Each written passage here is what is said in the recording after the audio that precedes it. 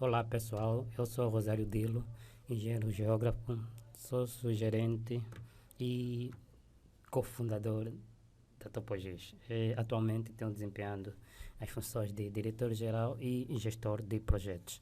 Nós vamos nesta nossa breve apresentação começar a trazer aquilo que é material teórico necessário para podermos então mergulhar mais lá para o futuro nas práticas sobre o processamento digital de imagens. Portanto, nesta nossa apresentação, nós vamos falar sobre a introdução à detenção remota e classificação de imagens.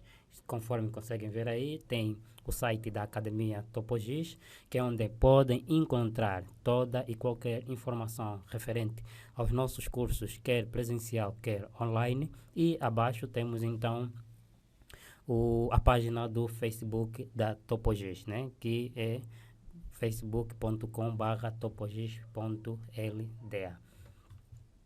Começando exatamente com aquilo que é a nossa apresentação, o conteúdo para esta apresentação serão os que se seguem.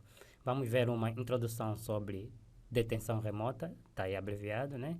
Vamos ver mais lá para frente quais são as fontes que podem ser utilizadas para podermos baixar os dados de detenção remota, ok? Vamos ver ou falar sobre o pré e pós-processamento e depois produzir então na parte prática, porque neste momento é a parte da apresentação, na prática, ok? Nós vamos então procurar produzir mapas planimétricos, né? Aqui a mencionar uso e ocupação de solo, índices diversos, mapas de risco e outros. E na parte altimétrica vamos trabalhar, né, dentro do software, aqui de eleição é o QGIS, né, e o SCP também será utilizado ao longo deste nosso curso, que nesta parte vamos procurar fazer então a geração de curvas de nível, fazer mapas de declividade e pisometria, bacias hidrográficas e outros produtos também que podem ser gerados com modelos digital de elevação. Uma definição breve sobre a detenção remota ou ainda o denominado sensoriamento remoto, desfazendo só aqui aos miúdos, conforme vem aí o nome. Sensoriamento remoto, na realidade é utilizar, né, um sensor remotamente, ok? No caso, estamos aqui a falar de, pode ser satélite, pode ser drones atualmente ou outros tipos de voos convencionais, né? E conforme conseguem ver aqui na definição, detenção remota ou sensoriamento remoto, que também pode ser chamado de teledetenção, é a ciência que trata dos métodos de observação da Terra por meio de sensores instalados em satélites artificiais, ok? Ou aviões e drones, conforme já mencionei anteriormente. Os sistemas de detenção remota, ok? Eles, na realidade, observam a atmosfera. Temos lá os sensores instalados nos satélites, né? E esses satélites de detenção remota têm então por objetivo observarem a atmosfera, os oceanos, a superfície terrestre rochosa, as florestas, os solos, os campos agrícolas, as cidades e por aí adiante. Tudo aquilo que ele consegue então observar a partir do alto. E por isso a detenção remota tem uma interface com áreas científicas, tais como a meteorologia, a oceanografia, a geologia, a biologia, a agronomia, o planeamento e ordenamento do território, a cartografia e por aí adiante. Definição de Cordeiro e Fonseca, 2004. Conforme conseguem observar nesta nossa imagem, nós temos aqui então o princípio da detenção remota, porque é importante nós percebermos exatamente quais são as funções, né, que esses equipamentos, né, vamos aqui mencionar os satélites, né, usam para podermos então ter no final aquele modelo que nós chamamos então de imagem de satélite, no caso quando estamos a falar do sensoriamento remoto usando imagem de satélite, ok? Então, o conjunto funciona conforme vocês conseguem ver. Primeiro temos o Sol, né? Desculpem, temos o Sol, né, que vai então fazer a radiação sobre os objetos e temos então depois dessa mesma radiação os satélites, ou melhor dizendo, os sensores instalados ou acoplados no satélite vão então refletir as imagens desses mesmos objetos para depois então lançar esses dados para um centro de controle onde será então feito o processamento e termos então as referidas imagens de satélite. Conforme vocês veem aqui, né, esta é a nossa superfície, né, temos aqui o Sol, né, que vai lançar então as suas radiações sobre os objetos, né, e depois disso, desta radiação, né, ele vai então ser refletido no sensor, conforme mencionei anteriormente, né, que vai poder então captar estes dados para poder então gerar as imagens de satélite, ok? Para o caso que nós estamos aqui a falar dos sensores, né? Como, ou melhor dizendo, para o caso que nós estamos aqui a falar dos satélites, ok? O mesmo procedimento não foi muito daquilo que é então as câmeras normais, né? Porque tem que ter uma radiação, né, ou uma iluminação, ok, para podermos então obter ou captar os dados ou as fotografias, ok? Portanto, o processo da detenção remota envolve a coleção, o processamento e análise dos dados para a tomada de decisão. Essa é uma grande vantagem, né, depois de nós termos, e nós vamos ver alguns exemplos mais lá para frente, que depois de nós termos esses dados, né, processados, que foram coletados por estes equipamentos, né, eles então podem ser processados e depois, com a ajuda dos elementos que foram processados e apresentados, que geralmente é como mapas, né, podem ser usados para a tomada de decisão. Este processo inclui detectar e armazenar a refração de energia radiante, conforme já disse, ok? Ou emitida pelos objetos. Estes estão aqui os objetos. Temos aqui uma árvore, temos aqui capim, né? Temos solo exposto, ok? Temos aqui edificações. Então, ela vai poder refletir, então, ou emitir ou emitida pelos objetos, conforme estava aqui a ler, desculpe, ok? Ou material de superfície, como ilustra a figura, né? A figura é aquela. Mas é preciso também perceber, né, como se comporta estes processos, né? E aqui é importante de nós falarmos das ondas eletromagnéticas, ok? Então, essas ondas eletromagnéticas, elas, na realidade, são ondas, né, que têm um comprimento e uma frequência, ok? E nós vamos falar disso mais um pouquinho lá para frente, ok? E com isso formam, então, aquilo que nós chamamos de ondas eletromagnéticas. E eles, né, propagam aquela velocidade muito conhecida que é chamada de velocidade da luz. Então, é importante passarmos essa informação porque para que a pessoa que vai processar as imagens de satélite consegue perceber alguns pormenores antes mesmo dele ter estas informações para poder então conseguir tomar uma melhor decisão e processar as imagens de forma ideal, ok? Portanto, aqui uma informação que é importante também passar, né? Que a principal característica que existe entre a radiação solar e a refração, ok, é chamada de albedo, ok, albedo. O albedo, na realidade, conforme eu disse, né, é o índice de reflexão de um dado objeto em superfície. Então, conforme foi mencionado, né, o albedo, ela tem, ou ela é maior, né, ou é positiva, quando a cor desses objetos são branco e quando vai escurecendo ou quando é preta, o objeto tem um albedo ou uma energia negativa. Ok? Portanto, fica aqui esta informação e, conforme mencionei, né, estes dados, depois de serem captados pelos sensores, eles então são emitidos, né, para a zona de recepção, que vai então dar o tratamento para nós podermos ter, né, as imagens de satélite, e vamos ver um pouquinho mais lá para frente, ok? É importante também passarmos aqui alguns princípios, ou procurar descrever aqui a questão das ondas eletromagnéticas, que é algo que eu mencionei anteriormente, né? E as ondas eletromagnéticas, na realidade, elas estão subdivididas, né, por 7 camadas, ou vamos dizer assim, 7 camadas, né?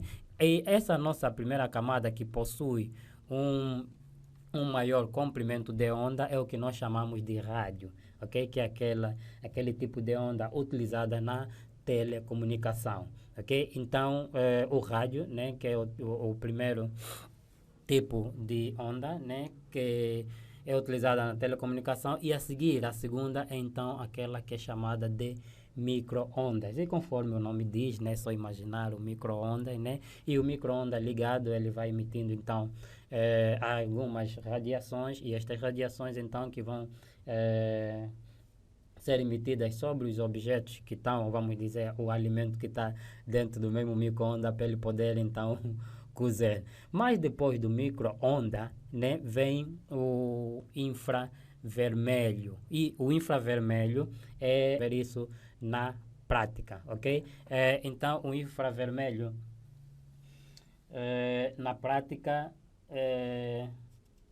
será muito aplicado quando nós tivermos que juntar as bandas, ok? Para podermos então processar as imagens, né? Porque nós vamos trabalhar com imagens que foram obtidas. Imaginem lá várias dessas camadas, e uma dessas camadas então é o infravermelho, né? Que será muito utilizado para podermos então trabalhar. Um grande exemplo do infravermelho é exatamente aquilo que nós chamamos de, vamos assim dizer, vamos supor um corpo, né? Um corpo, todo corpo com temperatura superior a 0 graus Kelvin, ele emite radiação, ok? Infravermelho. Então, eu vou só aqui procurar trazer uma imagem, só para vocês terem noção daquilo que eu estou aqui a falar, ok? Então, quer dizer que nós também, como seres humanos, emitimos também esse tipo de radiação, né? Que é o infravermelho. Ok? Vamos aproveitar enquanto temos aqui sinal de internet para podermos então limar algumas arestas, né, com ilustrações.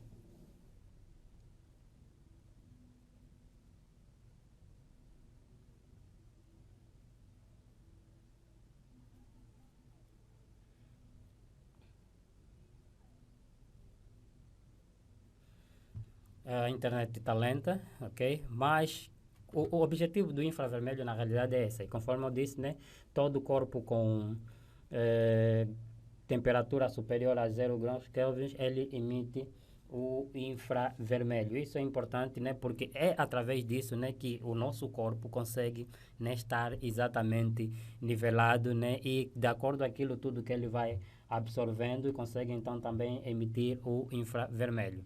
Vamos lá ver se consigo ver aqui um vídeo, ok? De que se relaciona ao infravermelho. Ok? Mas fica aqui esta informação relacionada ao infravermelho, né? Que pode ser também o caso de câmeras de calor, ok? Vamos lá ver se consigo ver aqui câmera de calor, ok? Ok? E as câmeras de calor conseguem então também nos trazer, ok, a situação do nosso corpo, né? Quais são as partes do nosso corpo que emitem então, ok, o infravermelho.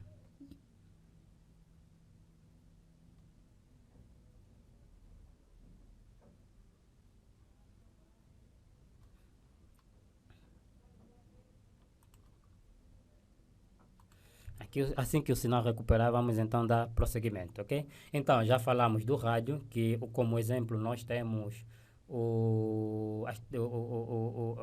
usado nas telecomunicações, né? Já falamos do micro-ondas e demos exemplo do próprio micro-ondas.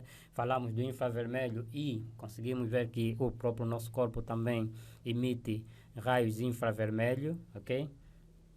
E depois temos então a região, né, que é chamado de luz ou visível. Na realidade, esta região da luz ou visível é aquilo que o nosso próprio olho, né, consegue observar com normalidade, né? Todos os objetos à volta, se vocês olharem, você consegue observar os objetos. Então, por isso, né, esta é a zona do visível, ok? Então, o nosso olho tem então esse filtro para podermos então ter a percepção dos objetos. E aqui na zona do visível, né, destaca-se mais as bandas vermelha, azul e verde, ok? Mas, lógico, ok? Depois tem outras bandas, né? Que é o violeta. Por isso é que depois da zona do visível nós temos o ultravioleta, ok? E para mencionar só aqui, antes da banda do visível, nós temos o infravermelho. Quer dizer que antes do vermelho, porque na zona do visível nós já começamos a ver o vermelho. E na zona do visível, a última zona, né, ou a última banda é a violeta. E depois é que passa então o ultravioleta, ok? E esta zona do ultravioleta que nos ajuda então a ter, né, uma produção de vitamina D, né, aquela questão de nós estarmos expostos ao sol e conseguir observar, absorver, vamos assim dizer, a radiação do sol e conseguimos então ter ou tomar um banho de vitamina D para podermos então melhorar as vitaminas no nosso corpo, ok? Então para poder termos também o nosso corpo bronzeado, ok? Isso aumenta a produção da melanina e também, ok? Já se deve ter esta informação de formas que as pessoas consigam começar, né, ou consigam perceber que não podem fugir simplesmente do sol, porque o sol faz bem e conseguimos tomar, né, vitaminas D só estando exposto ao sol. Mas lógico que também não pode ser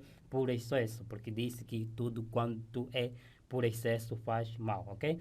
Após a ultravioleta temos as ionizantes, né, que começam a ser já aquelas camadas com maior perigo, porque nós aqui já estamos a falar do sol, o sol já começa a ser um perigo, né? Quanto mais próximo você tiver ao sol, ou quanto mais tempo você tiver ao sol, lógico que menos desconfortável também você vai estar. E se começarem a te levar próximo do sol, pode desaparecer, né? Lógico, ok? Então, depois dessa zona do ultravioleta, vem então aquilo que é chamado de raio-x, né? Então, essa emissão dos raios-x, conforme o nome diz, e é mesmo aquilo que se conhece, né? Raio-x, né? Que são muito utilizados para poder fazer diagnóstico, ok? Principalmente, né, aqueles tipos de diagnóstico que depois nos mostram uma imagem do nosso corpo, né? E pode ser, esse já começa a ser uma radiação ionizante, ok? Que já começa a ser perigoso. Por isso é que muitas vezes, né, é possível ver aquelas pessoas que fazem então o raio-x aos pacientes, né, bem uniformizados, né, que é para poder então evitar que fiquem muito em contato com este mesmo raio, ok? Porque o excesso de radiação é extremamente prejudicial. No final temos então os raios gamas, ok? E estes raios gamas, né, que é a mais energeticamente neste nessa nossa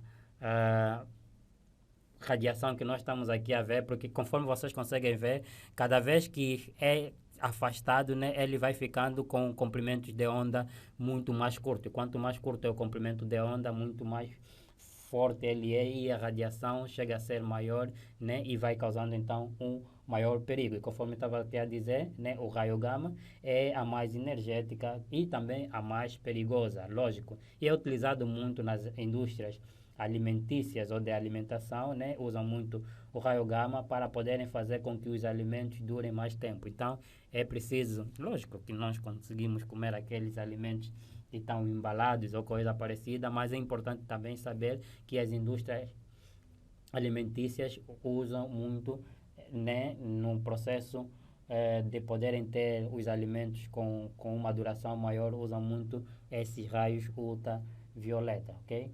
Então fica aqui esta informação sobre as ondas eletromagnéticas e percebemos exatamente aquilo que deve ser utilizado para podermos então trabalhar com processamento digital de imagens, ok? E a zona do infravermelho, já disse que é muito utilizado, né? E depois temos a zona do visível e a seguir temos a zona do ultravioleta. E nós conseguimos ver aqui, estou aqui a mencionar mais aquilo que é utilizado na detenção remota, né? Conseguimos ver que as cores, ou as bandas, vamos assim dizer, desculpe, mais utilizadas na zona do visível é o verde, o azul e o vermelho. E depois nós temos então o infravermelho, que é utilizado porque nós também temos o infravermelho próximo, ok? Vamos ver um pouquinho mais lá para frente, porque aqui está exatamente generalizado, né? E temos o infravermelho distante, por aí adiante, para podermos então dar prosseguimento naquilo que é o processamento digital de imagem, ok? E temos aqui uma dica que diz que o espectro eletromagnético é um intervalo completo de todas as possíveis frequências da radiação eletromagnética, ok? Por exemplo, a fórmula da velocidade da luz é mesmo igual ao comprimento de onda vezes a frequência, ok? O espectro eletromagnético se estende desde as ondas de baixa frequência, né? Se estende desde a zona de baixa frequência, as ondas de rádio, até as de maior frequência, como são as da radiação gama, ok? Acho que deu para perceber exatamente aquilo que foi transmitido aqui, para podermos então tratar de outros assuntos mais lá para frente, porque esta noção é fundamental. Os sensores multiespectrais de radiação eletromagnética, colocados em plataformas espaciais, são concebidos para adquirir informação em várias bandas, ok? Muito estreitas do espectro eletromagnético, ok? Que são geralmente estas bandas aqui, ok? A localização destas bandas está condicionado às zonas do espectro, designadas por janelas espectrais, em que a atmosfera deixa passar radiação eletromagnética proveniente do Sol, e aquelas zonas em que a Terra emite radiação eletromagnética. E temos aí o nosso espectro eletromagnético. Vamos passar agora para os princípios, né, dar continuidade, desculpe, para aquilo que são os princípios de detenção remota. E aqui, né, é importante passar a informação que existem dois tipos de sensoriamento remoto, ok? A mencionar o sensoriamento remoto ativo, que é aqueles sistemas de sensoriamento remoto que enviam sua fonte própria de energia para a iluminação. As vantagens destes é que podem obter dados a partir, né, ou a qualquer altura do dia, pois não dependem de uma fonte de luz externa, né? É o caso, por exemplo, mas antes de dar o exemplo, vamos passar para o sensoriamento remoto passivo, né? Por outro lado, os sensores passivos funcionam do registro da radiação eletromagnética refletida pelo Sol. Quer dizer que para poder se obter os dados de uma dada superfície, nós precisamos da reflexão ou da luz do Sol, ok? Não emitem sua própria radiação, no caso dos sensores passivos. Neste caso, os sensores passivos só podem coletar informação durante o dia. Conforme eu estava aqui a dizer, vamos supor o exemplo de uma câmera fotográfica, né? Ela será ativa se tem então a condição ou a possibilidade de tirar fotografias de noite, ok? Que você não precisa, ou ele internamente já possui a sua energia para poder fazer esta iluminação. Caso contrário, né, só consegues tirar fotografias de dia. Nesse caso, a câmera já vai ser passiva, né? E lógico que com a radiação ou a iluminação solar natural, né, muitas das vezes os fotógrafos preferem, né, alguns fotógrafos preferem, porque acham que tem uma melhor qualidade. Então fica aqui essa questão sobre os sensores ativos e os sensores passivos, ok? E no caso dos satélites que têm então os seus sensores acoplados, é a mesma coisa. E conforme, né, resumão aqui, conforme foi dito, né, aqueles ativos são aqueles que têm, né, a sua própria fonte de energia para a iluminação, e os passivos dependem exatamente da reflexão emitida pelo Sol, ok? Então, é assim, falando em sensoriamento remoto, é importante também mencionar aqui que existem vários satélites lá na atmosfera, ou melhor dizendo, circulando a Terra, ok? Que obtém então fontes para podermos trabalhar com sensoriamento remoto. Existem vários projetos a nível mundial. Alguns destes, né, são de uso grátis, os seus dados, como é o caso do Landsat, né, e alguns são de uso comercial. E, geralmente, os de uso comercial são aquelas que as fotografias têm uma maior resolução espacial, né? E nós vamos falar mais lá para frente sobre essa questão da resolução espacial, ok? De mencionar aqui alguns exemplos, temos o CBERS, que é um projeto China Brasil, né? Temos o Iconos, temos o Landsat, que é um projeto também dos Estados Unidos, ok? Temos o WorldView, temos o RapidEye, temos o GeoEye, temos o Halos, né? O Halos Pulsar, que é muito bom, que também nos traz dados de altimetria, ok? Temos o Spot, temos o QuickBird, temos o OrView 3, temos o IRS, e depois temos aqui o exemplo do nosso vizinho cá, próximo cá, depois de Angola, né? Ou cá em África, vamos assim dizer, que é o Nigeria Sat 2, né? E nós cá em Angola estamos à espera até hoje do ANGOSAT 3, né? Porque o ANGOSAT 2, né, que é um satélite que vai substituir o ANGOSAT 1, que é um satélite de telecomunicações, e de acordo com informações que eu já possuo, ok? Está a ser trabalhado então para o lançamento do ANGOSAT 3, que será um satélite de observação da Terra.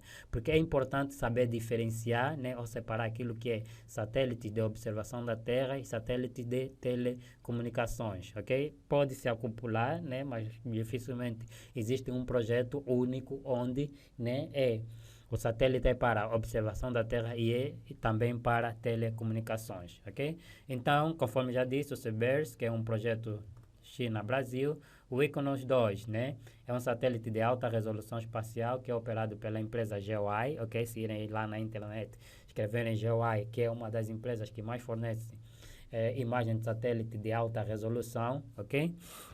Depois temos o Landsat, ok, que é este senhor aqui, ok, que é uma série de satélites que teve o início na segunda metade da década de 60, a partir de um projeto desenvolvido pela Agência Espacial Americana, a famosa NASA, né, e dedicado exclusivamente à observação dos recursos naturais terrestres.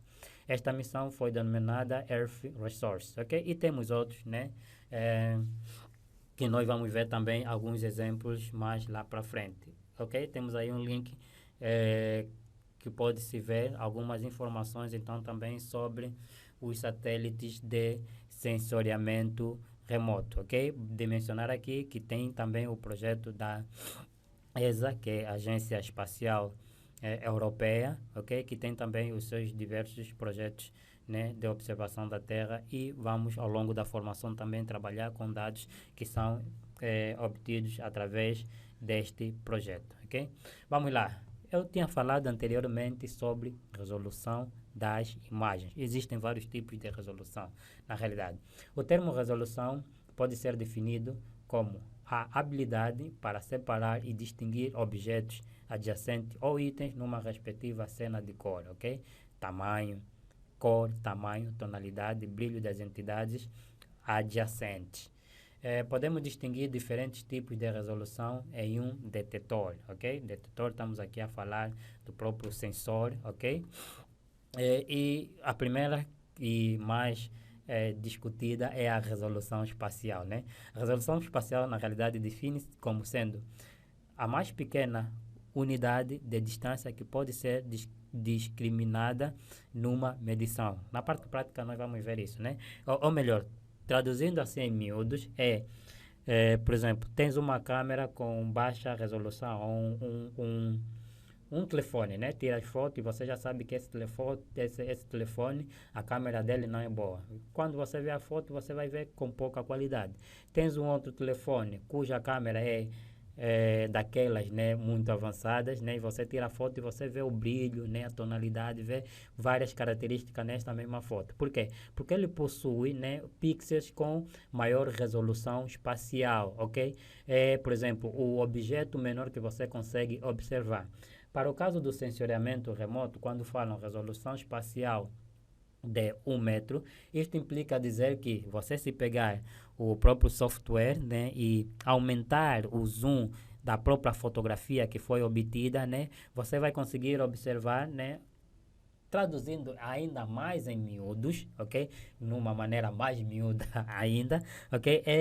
Por exemplo, quando falam resolução espacial de 1 metro, quer dizer que esta esta mesma fotografia que você tem, consegues observar objetos até 1 metro. Se for resolução espacial de 30 centímetros, quer dizer que objetos até 30 centímetros é possível ser observado, ok? Então, por aí adiante. Vamos lá. Depois temos, então, a tal, ou a famosa também, resolução radiométrica, ok? E a resolução radiométrica refere-se ao número de níveis de cinza medido entre um preto puro e um branco, ou seja, a sensibilidade às variações de intensidade do sinal quando resiste a fluxo radiante refletido ou emitido. É para aqueles casos, por exemplo, vamos supor, naquele tempo que só existia fotografias preto e branco.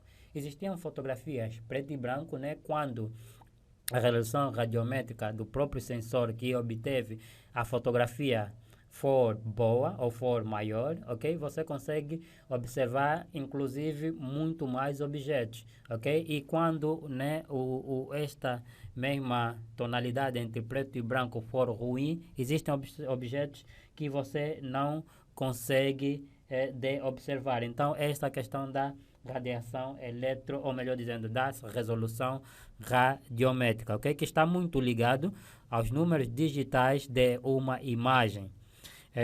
Números que medem a intensidade de tons de cinza, ok? Que varia entre o preto e branco, que foi já aqui definido, ok? Isso vai representar a intensidade que o sensor captou, né, a radiação eletromagnética naquela mesma área específica. E esta radiação, e esta resolução é dada em bits, ok? Elevando o número 2, ok? No sistema binário, ok? Então é assim que é possível trazer aqui esta informação sobre a resolução radiométrica. E a seguir temos então a resolução espectral, ok? Que é muito naquela banda do visível. Refere-se à largura de banda do sensor. Estas bandas podem armazenar dados no intervalo específico de comprimento de onda do espectro eletromagnético, ok? E temos a famosa resolução temporal. Na realidade, a resolução temporal, e para nós que trabalhamos com sensoriamento remoto, e nós vamos ver algumas práticas mais lá para frente, que temos que trabalhar com imagem de diversas datas, né? A resolução temporal é a resolução que refere-se à frequência com que são obtidas as imagens num determinado local, né? Por exemplo, cada projeto que eu apresentei lá anteriormente, ou cada satélite, né, tem a sua resolução temporal. Aqueles que vão recolher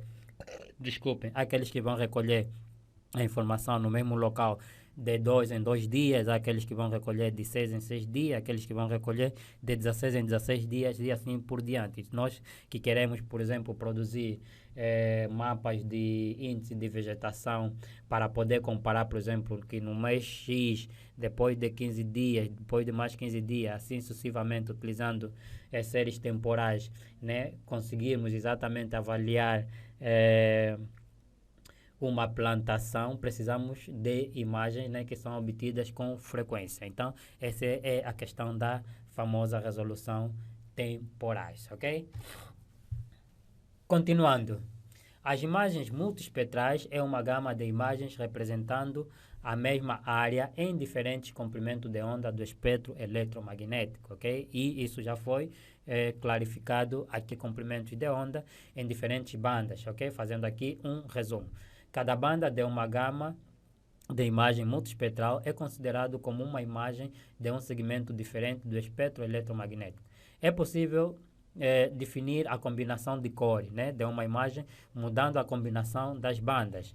E alterando a combinação das bandas, é possível identificar entidades de áreas inacessíveis. Por exemplo, vamos supor naquelas questões que eu juntei algumas bandas a algum tipo de objetos, né, que eu não consigo observar. Vou fazendo então a modificação da combinação destas mesmas bandas e consigo observar outros tipos de objetos. É isso que está aqui a querer se sendo referido. Também pode-se criar falsa cor de imagem de formas a identificar os atributos de superfície de forma muito mais fácil, ok?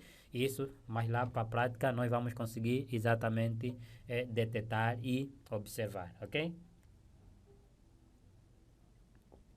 Já que falamos muito de satélites, falamos muito de espectro eletromagnético, ok? E vimos que tem os satélites de observação da Terra, que é utilizado então os seus dados na detenção remota para poder se fazer o processamento digital da imagem, né? É importante nós sabermos onde é que nós vamos fazer então a obtenção destes mesmos dados, porque nós precisamos baixar os dados para poder utilizar um software, né, e trazer informação, porque o que nós adquirimos são dados, né, que nos são apresentados em formas de bandas, ok? E estes mesmos dados devem ser pré-processados e pós-processados para podermos então trazer mapas, okay, ou produtos cartográficos com maior qualidade. E onde é que nós conseguimos baixar estes mesmos dados, né? Um dos sites muito utilizado, que é muito conhecido, é que possui lá os satélites Landsat, né? E possui também dentro do Earth Explorer da NASA, ok? Do projeto Terra, ok? Aquamods, o Mods é muito utilizado, por exemplo, os seus dados para a questão de queimas, ok? O Aster, na realidade, nós também conseguimos encontrar dados Aster. O Aster são modelos de elevação para podermos produzir mapas de curvas de nível, mapas isométricos, né? Tudo aquilo que tem a ver com declividade, que a inclinação ou as elevações são essenciais, né? Usam-se então os modelos digital de elevação, né? Para além do Aster, também conseguimos, né, ter SRTM, ok? Que também são dados de elevação, né? Para poder produzir bacias hidrográficas, mapas isométricos por aí adiante, ok? E dados de outras fontes, né? Como o da ESA, mencionei a ESA anteriormente, né? Temos aí os dados do Sentinel-2 dentro do Earth Explorer, ok? E por aí adiante, ok? Vamos só dar aqui uma vista de olho, vou dar um clique aqui no link para ver se conseguimos exatamente visualizar este site, ok? Onde nós podemos baixar os dados para a produção de informação espacial utilizando o processamento digital de imagens, ok? Vamos lá, vamos aguardar que ele abra o link e podemos então observar. Acredito que está a processar, ok? E uma questão também que é importante mencionar aqui dentro do site, né, Earth Explorer, ok? Que é um projeto, na realidade, do Instituto Geológico Americano. Vamos lá, tá abrir. Ok, é que para nós podermos baixar os modelos dentro deste mesmo projeto, nós temos que fazer um cadastro, ok? E sempre que nós tivermos que baixar as imagens, temos que fazer então o login, ok? Infelizmente estamos aqui com a internet um pouquinho lenta, ok? Vamos lá ver se recupera para podermos então ter o acesso ou pelo menos uma visualização do famoso Earth Explorer, ok? Onde podemos baixar modelos planimétricos, ok? Landsat, ok? Landsat 7, Landsat 8 e outros, ok? Onde podemos baixar também modelos planimétricos Sentinel que é do projeto ESA americano, ok? E podemos também baixar modelos ou dados altimétricos, ok? Como Aster e SRTM, ok? E nós vamos ver lá na prática exatamente o uso. Enquanto está aí a processar, depois vou mostrar todos eles quando estiver aberto, ok? Vamos avançar para outra fonte. Temos aqui o Land Viewer, ok? Boa parte de fontes abertas, né? Dentro do Land Viewer conseguimos encontrar boa parte de fontes abertas e de alta resolução comercial até 40 centímetros de resolução. Já disse aqui sobre a resolução espacial, né? 40 centímetros quer dizer que são imagens de satélite que nós conseguimos observar objetos até 40 centímetros. Porque é importante aqui mencionar que cada projeto é um projeto e vai haver aqueles projetos que nós precisamos de imagem com resolução baixa, pode ser utilizado, e aqueles com resolução superior, né, que exigem este tipo de resolução. Então é importante aqui sabermos, né, que nós podemos exatamente utilizar, né, dados diversos e baixar a partir dessas fontes, né, quer dados grátis, quer dados comerciais, ok? E conforme vemos aqui um exemplo dentro do Land Viewer, pode-se obter imagem de satélite atualizada do Landsat 7, Landsat 8, Sentinel 1 e 2, CBERS, mods também, ok? Spot 5 a 7, esses já são comerciais, Pleiades 1, CompSat 2, 3, 3A, SuperView 1, do Landsat 8, possivelmente é de 30 centímetros, ok? Já do Sentinel tem uma resolução espacial menor, acredito que é de, vamos lá ver, não tenho aqui a certeza, tenho que pesquisar, né? Mas a do Landsat 7, 30, não, 30 metros, ok? 30 metros. Ok, 30 metros, ok? E a do Sentinel 1 ou Sentinel 2 também, ok? É de 10 metros, ok? Isso implica dizer que quando nós tivermos que trabalhar com imagem de satélite com maior resolução, queremos observar objetos menores, né? Temos também a opção de utilizarmos ou compararmos imagens comerciais. A partir daqui do EOS ou do Land Viewer é possível. E é importante também mencionar aqui que o Land Viewer não serve pura e simplesmente para podermos baixar as imagens. Ele tem lá uma interface, né, que nos facilita já trabalhar, né, de quando nós compramos aí uma subscrição, né, podermos ir trabalhando para podermos então ter já os nossos produtos gerados como NDVI, NDWI, ok? E outros tipos de índice que podem ser gerados a partir deste mesmo sistema, que é um sistema na cloud ou nas nuvens, ok? Vamos lá ver se já abriu o nosso link, ok? Este é o Earth Explorer, ok? Ele ainda está a processar, mas nós conseguimos exatamente aqui baixar a imagem. Nós selecionamos a data que nós queremos baixar, né? Tem dados, né? Se eu for aqui em dataset, continuar a processar, ok? Conseguimos ver os tipos de dados que ele traz, né? Já disse Landsat 7, Landsat 8, ok? Sentinel, SRTM e por aí adiante, ok? Mas enquanto ele está a processar, vamos dar novamente o prosseguimento na nossa apresentação, falando de outras fontes. Nós temos aqui, por exemplo, Copernicus Open Hub Access, né? E temos aí o link, ok? E conseguimos ver nele imagem de satélite de todos os projetos Sentinel, Sentinel 1, Sentinel 2, né? E temos aí imagens multiespectrais ópticas do Sentinel 2, uma imagem de satélite meteorológica também temos aí do Sentinel 3, né? Imagens meteorológicas para o monitoramento ambiental e dados sobre a atmosfera e qualidade do ar de Sentinel 5P, ok? Assim, ao longo, assim dizer, na parte prática, para além de nós produzirmos os modelos que foram mencionados anteriormente, né? Vamos ver também como produzir mapas, por exemplo, de temperatura do solo, ok? E outros tipos de mapas que podem ser utilizados para estudos ou monitoramento ambiental. Vamos dar prosseguimentos. Temos também o Sentinel Hub, né, que é uma outra fonte, né, e ele tem dois links, ok? Tem o Sentinel Hub Browser, ok? E tem um Sentinel Hub Playground, ok? Depois é só verem aí exatamente os links, dar o clique para poder então ver os dados que ele possui. E é importante dizer também que no Sentinel Hub, para além de nós termos os dados planimétricos, né, temos também quase todos de código aberto, né, incluindo modelos digital de elevação, ok?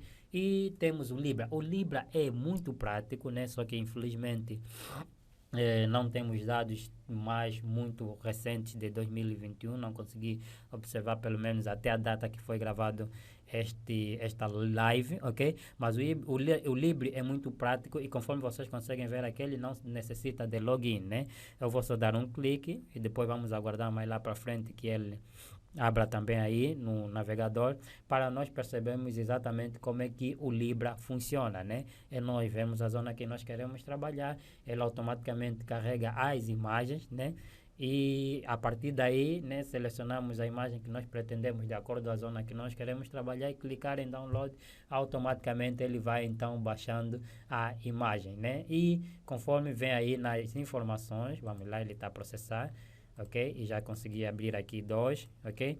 E vamos lá falar aqui sim, conforme vocês conseguem ver aí, o Libra nos apresenta dados, né, ou imagem de satélite do Landsat 8. Vamos lá, ok? Dar mais um clique, temos, por exemplo, o Remote Pixel, ok? E tem aí os dados do Sentinel-2 e Landsat 8 no Remote Pixel, ok?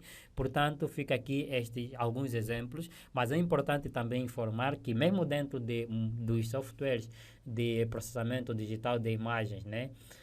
Porque atualmente o processamento digital de imagens, né, não está simplesmente excluído como software só de processamento digital da imagem. Muitos processamentos, né, tipos de processamento para imagens de satélite e de drones, né, já estão ou são acoplados em softwares de sistema de informação geográfica, ok?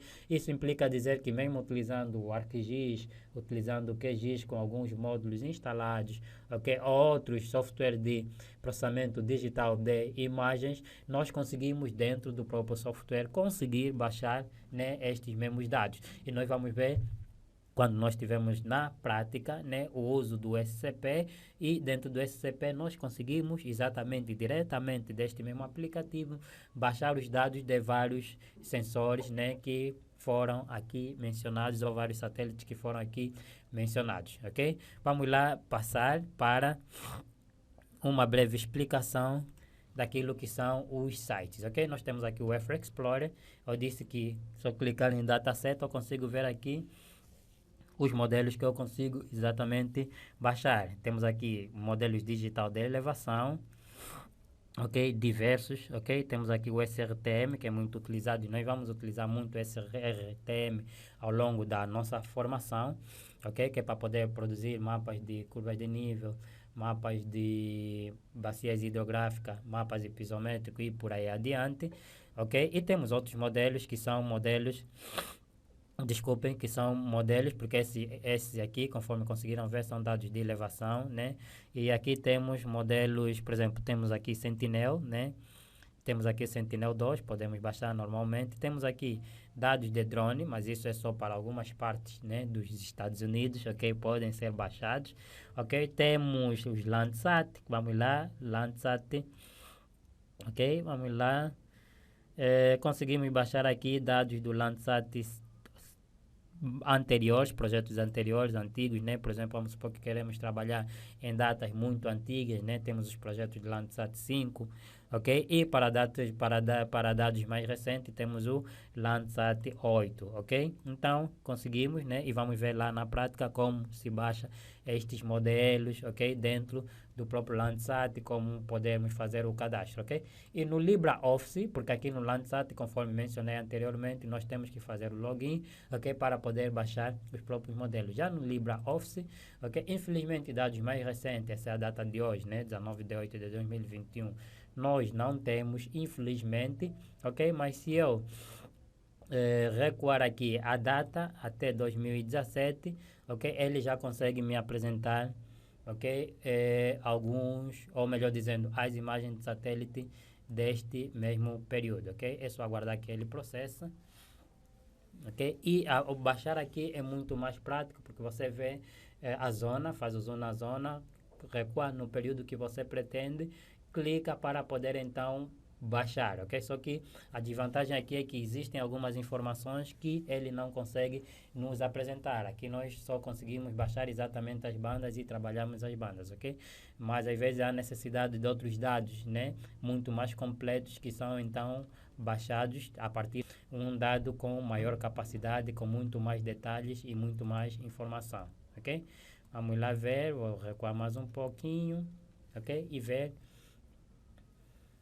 Ok, temos aí, conforme viram, eu recuei, ele me apresenta aqui, né, as grades, né, com a quantidade de imagens de satélite que podem ser baixadas. A internet aqui está um pouco lenta, senão o que nós temos aqui no fundo, né, é a imagem do OpenStreetMap. Nós conseguimos visualizar aqui as informações, data das imagens, né, essa é a cobertura de nuvens que ela tem. Geralmente há necessidade de trabalhar com dados que ou não possuem cobertura de nuvem ou possuem uma menor percentagem, ok? Ou, por exemplo, vamos supor que eu quero trabalhar aqui, mas nesta imagem de satélite, mas nesta zona aqui. Lógico que eu já consigo baixar esta mesma zona para poder então trabalhar normalmente, né? E as nuvens, conforme vocês sabem, né? Geralmente, às vezes há coberturas de nuvem e naquele processo da resolução temporal, de tempo em tempo que o satélite vai obtendo as imagens, às vezes passou num período em que há muita nuvem e é nessas questões então que nós encontramos uma imagem de satélite com muitas nuvens e há necessidade às vezes de procurar outras com melhor qualidade, né, ou em outros projetos, né, porque aqui já disse que é do Landsat 8, né, pode ser do Sentinel, ok, para podermos dar esse tratamento ou fazermos um tratamento, né, nas nuvens, mas é sempre esse mais preciso quando nós já trabalhamos com imagem cuja a cobertura das nuvens é muito menor, ok? Vamos lá, prosseguindo exatamente com a nossa apresentação, ok? Vamos ver então a questão da classificação, porque as imagens depois de serem baixadas dentro daquele site, conforme eu disse, elas precisam ser classificadas para poder então nos gerar informação, porque o que nós obtemos são dados, né? E essa informação pode ser, conforme já disse, né, gerada a partir de softwares diversos. Atualmente, os softwares de sistema de informação geográfica mais conhecidos têm essa capacidade de podermos trabalhar com processamento digital da imagem, como o QGIS, né, o ArcGIS, né, alguns módulos que podem ser instalados também dentro desses mesmos softwares e outros softwares que poderão ser mencionados ao longo da nossa formação, ok? Portanto, para podermos fazer a classificação da imagem de satélite, é necessário fornecer bases sobre a classificação da cobertura da Terra, né? Mostrar princípios de como obter as imagens de satélite, e isso será exatamente mostrado, como vamos baixar, como fizemos login, por aí adiante, na parte prática, ok? Converter números digitais em valores de refletância, ok?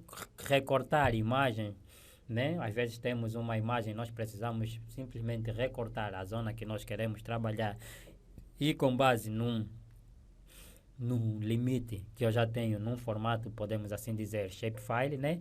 Criar locais de treinamento, que é selecionar, por exemplo, vamos supor que é a questão do uso e ocupação do solo. Nós temos que criar locais de treinamento, né? Ou treinar o próprio aplicativo, né? Dizer que essa parcela aqui ou esta parte aqui, com esse tipo de imagem, né? Vai representar, por exemplo, solo exposto. Aquele vai representar, por exemplo, vegetação. E quando eu pedir para ele processar, vai reconhecer todos esses dados que eu dei entrada de treinamento e poder classificar a imagem toda, né? Analisar dados estatísticos da classificação supervisionada, porque depois de eu classificar, né, ou de eu ter a minha própria informação, eu tenho que conferir se está conforme ou não. E aqui é importante passar uma informação que é bom sempre, né, quando necessário, fazer trabalhos de campo, porque quando é com trabalhos de campo nós temos uma maior certeza que o modelo ou a informação que nos foi gerada tem qualidade aceitável, ok? E desenvolver mapa de cobertura de terra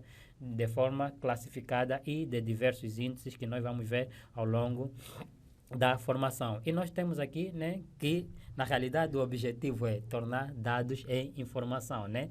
Temos aquilo que é o espectral, né, e temos, né, aqui temos o espectral, né, que são os espectros, aquilo que já foi mencionado atrás, né, as bandas e por aí adiante, e transformamos ele em informação conforme já vem aqui um mapa, né, onde nós conseguimos visualizar as zonas de queimada, conseguimos visualizar corpos d'água, conseguimos visualizar as zonas pantanosas, ok?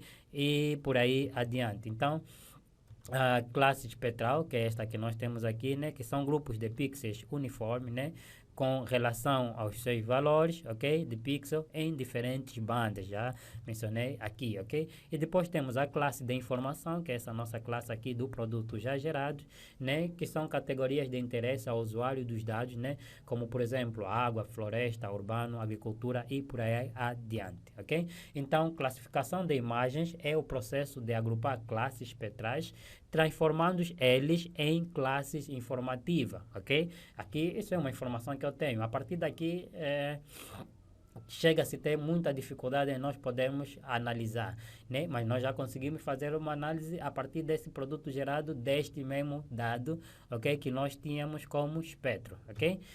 Então, é importante informar que esta é uma imagem de satélite do Okavango, né? Okavango, que é aqui uma zona muito conhecida aqui em Angola, aqui inclusive o National Geographic fez um projeto sobre o Okavango, né? E temos aqui o mapa de cobertura da Terra da mesma região do Okavango. E temos aqui o limite, né, da zona que foi então ser tratado ou dado esta informação. E aqui assim, né, é uma zona onde nós temos, por exemplo, construções ou habitação, e nós já conseguimos ver exatamente as zonas, né, construídas.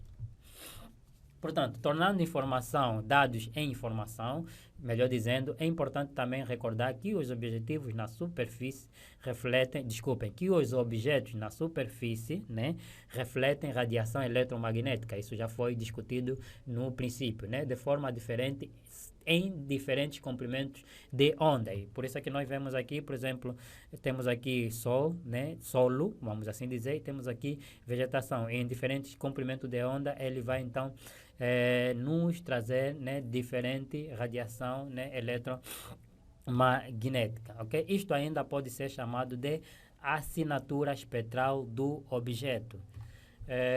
Exemplo, verde, vegetação, absorve comprimento de onda vermelho, mas reflete comprimento de onda do infravermelho próximo, ok? Tornando também só da parte da vegetação, nós conseguimos ter, de acordo ao comprimento de onda, ele também pode ter variações, ok? Por isso é que aqui assim, né, eu posso voltar neste mapa principal, nós temos, né, vários verdes que representam vários tipos de vegetação, ok? É a mesma coisa que está a ser procurada, informada aqui, por isso aqui diz vegetação 1, vegetação 2, assim por diante, ok? Então, existe alguma variação nos valores da refletância em diferentes comprimentos de onda, dependendo da classe de cobertura da Terra que se deseja. O truque será identificar esta variável. Então, é um exercício que nós vamos ter ao longo da formação na parte prática para cada vez mais nós processarmos de forma supervisionada, né, mais habilidade nós temos e conseguimos então entregar um produto com maior informação, né, ou com informação mais credível, ok? Portanto, ok? Tem aqui alguns dados estatísticos que são gerados também de acordo com as informações, né? E a classificação poderá ser baseada em pixel ou em objeto. E nós temos aqui baseada em pixel, ok? Cada pixel é agrupado numa classe, útil para mudanças diversas no uso da Terra num curto período de tempo. É melhor para dados de cobertura completa de dados e uma necessidade no método. E quando é baseada em objeto, temos os pixels com características espectrais comuns, ok? Que são os grupos, ou melhor dizendo, são os primeiros a serem agrupados, né? Útil para redução de ruído de manchas nas imagens de radar e para as imagens de alta resolução. Agora, só para terminar, é importante também passar aqui a informação sobre os métodos de classificação. E existem dois métodos mais conhecidos de classificação a mencionar: a classificação supervisionada e a classificação não supervisionada. A supervisionada, que é aquela que nós vamos fazer ao longo da formação, né, vai usar áreas definidas pelo especialista, que no caso seremos nós ou somos nós, né, do tipo de vegetação conhecida, área de treinamento, ajustar os parâmetros, ok, do algoritmo, para depois então pedir que o software processa e nos apresenta conforme vimos aquele mapa do Okavango, porque você seleciona áreas de treinamento. Isto é vegetação. Isto é, por exemplo, água, ok? Ou hidrografia. Isto é solo exposto. Depois pede para ele poder gerar o modelo de toda a imagem e vai te dar então o resultado. Portanto, o algoritmo vai identificar e vai etiquetar automaticamente as áreas semelhantes aos dados de treinamento. Já na classificação não supervisionada, né, nós deixamos que o próprio software, né, use algoritmos de classificação para atribuir pixels em um dos vários agrupamentos de classes especificadas pelo usuário, né? E os intérpretes vão atribuir cada um dos agrupamentos de pixel um valor correspondente a uma classe de cobertura de terra, ok? Então, esta é a diferença entre eles. Nós, como especialistas, temos que dizer isso é isso, isso é isso, isso é aquilo. No não supervisionado, né, nós pedimos que ele processe e depois vamos dizer que isso é aquilo, para podermos então ter o resultado final, ok? Ainda sobre os métodos de classificação, né, que nós dissemos que existem dois métodos, né, que é a supervisionada e não supervisionada, ok? Nós conseguimos ver aqui que para a questão de nós trabalharmos estes dois métodos, primeiro, selecionar os locais de treinamento, conforme já disse, vamos dizer que isto é vegetação, isto é hidrografia, isto é solo exposto. Estamos aqui a falar apenas de 3 classes, né? Depois editar e avaliar as próprias assinaturas, ok? Depois pedir para classificar a imagem e avaliar a classificação, se está conforme ou não. Porque se houver alguma coisa que eu achar que não está conforme, né, ou o resultado não é esperado, aquilo que ele classificou, que eu disse no software que é vegetação, na realidade não é vegetação, é um outro tipo de elemento, né? Vou ter que fazer isso novamente. Já na não supervisionada é o inverso, ok? Conforme acabei de mencionar anteriormente. Quer dizer que primeiro temos que avaliar a classificação, vamos editar, vamos identificar e depois pedir que o algoritmo execute novamente. Então temos aí a classificação supervisionada e temos a classificação não supervisionada. Um exemplo muito prático temos aqui é nós, numa determinada zona, selecionamos por zona de treinamento e dizemos que isso é, por exemplo, lagoa, ok? E ele depois vai identificar todos os elementos que têm esses pixels como lagoa, ok? Então, nós criamos polígonos, né, para podermos definir as nossas zonas de treinamento, ok? Ou também pode ser por região, ok? Então, temos aqui um resultado final, que era aquele mapa pequeno que nós vimos anteriormente, né?